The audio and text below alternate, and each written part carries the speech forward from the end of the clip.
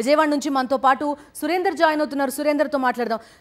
సురేందర్, ఏం జరుగుతోంది తెలుగుదేశం పార్టీకి సంబంధించి? ఇప్పుడు ఏవైతే పొత్తులు మేలు చేస్తాయి అనుకుని పొత్తు పెట్టుకున్నారో అదే కీడు చేయబోతోందా అనేది ఒక ప్రశ్న.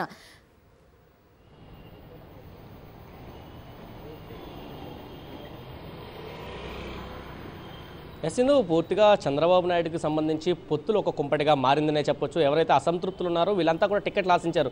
మొదటి లిస్టులో టికెట్లు ఆశించడం అంతా రెండో లిస్టులో కూడా టికెట్లు వస్తాయని చెప్పి ఆశించారు. అదే రెండో లిస్టులో కూడా సీనియర్లకి చంద్రబాబు మొండి చేయి చూపడంతో వాళ్ళంతా కూడా రోడ్లెక్కిన పరిస్థితి అయితే కనిపిస్తుంది. ఇటు శ్రీకాకుళం నుంచి మొదలుకొని కడప వరకు, కర్నూలు వరకు కూడా అన్ని జిల్లాల్లో కూడా అసంతృప్తులు అంతా రోడ్డెక్కుతున్నారు. చంద్రబాబు మమ్మల్ని నమ్మించి మోసం చేశాడంటూ వాళ్ళు ఆందోళన చెందుతున్న పరిస్థితి కనిపిస్తుంది. ఈ సెగలు ఆ నియోజకవర్గాల్లోనే కాకుండా చంద్రబాబు ఇంటి దగ్గరికి కూడా తాకాయి. చంద్రబాబు మొదటి లిస్టు ప్రకటించిన తర్వాత ఆ రోజు రాత్రి ఆయన హైదరాబాద్ వెళ్ళిపోయారు. కానీ నిన్న రెండో లిస్టు ప్రకటించిన తర్వాత చంద్రబాబు హైదరాబాద్ బయలుదేరాల్సి ఉంది. కానీ నిన్న చంద్రబాబు ఇక్కడే ఉన్నారు, ఈ రోజు కూడా ఇక్కడ ఉన్నారు. ఎందుకంటే లిస్టు ప్రకటించిన తర్వాత అసంతృప్తులు ఇంటి ముట్టడికి ప్రయత్నిస్తున్నారు. ఈ నేపథ్యంలో అసంతృప్తులను బుజ్జగించే పనిలో చంద్రబాబు పడ్డాడనే చెప్పొచ్చు. ప్రధానంగా సీనియర్లుగా ఉన్న వాళ్ళంతా కూడా అంటే ఇచ్చర్లకు సంబంధించి కళా వెంకటరావు కానీ, గంటా శ్రీనివాసరావు కానీ, ఇతర నేతలు దేవినేని ఉమామహేశ్వరరావు, సోమిరెడ్డి చంద్రమోహన్ రెడ్డి, ఇటువంటి సీనియర్లందరూ కూడా రెండో లిస్టులో చోటు లేకపోవడంతో అసంతృప్తులంతా రోడ్లెక్కాడు. మరొక పక్క పొత్తులో జనసేన బీజేపీ పొత్తులకు సంబంధించి కొన్ని సీట్లు ఆశించి భంగపడిన వారంతా కూడా ఆందోళన చేస్తున్న పరిస్థితి కనిపిస్తుంది.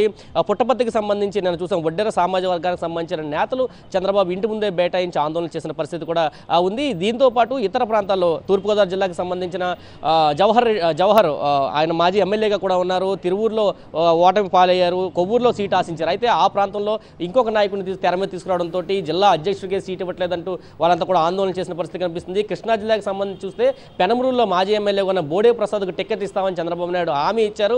కానీ సడన్గా పార్టీ ఆఫీస్ నుంచి ఫోన్ చేసి టికెట్ లేదనడంతో ఒక్కసారిగా కార్యకర్తలంతా ఆందోళన చేశారు.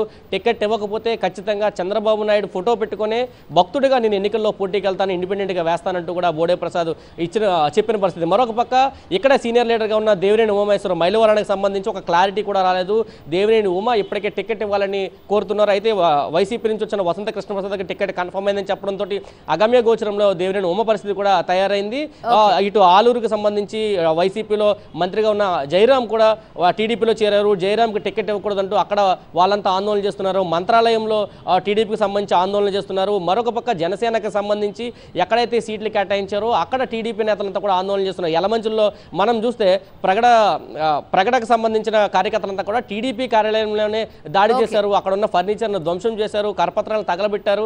అంటే ఈ పొత్తుల చిచ్చు పూర్తిగా టీడీపీలో అసమ్మతిని మరింత రెచ్చగొడుతుంది. ఇది ఒక తలనొప్పుగా చంద్రబాబుకి మారిందని చెప్పొచ్చు. అసమ్మతులను బుజ్జగించడం కోసం చంద్రబాబు ఎన్ని ప్రయత్నాలు చేసినా అసమ్మతులు మాత్రం ఖచ్చితంగా ఆందోళన చేస్తున్న పరిస్థితి అయితే కనిపిస్తుంది. Sindhu. Okay Surender, thank you.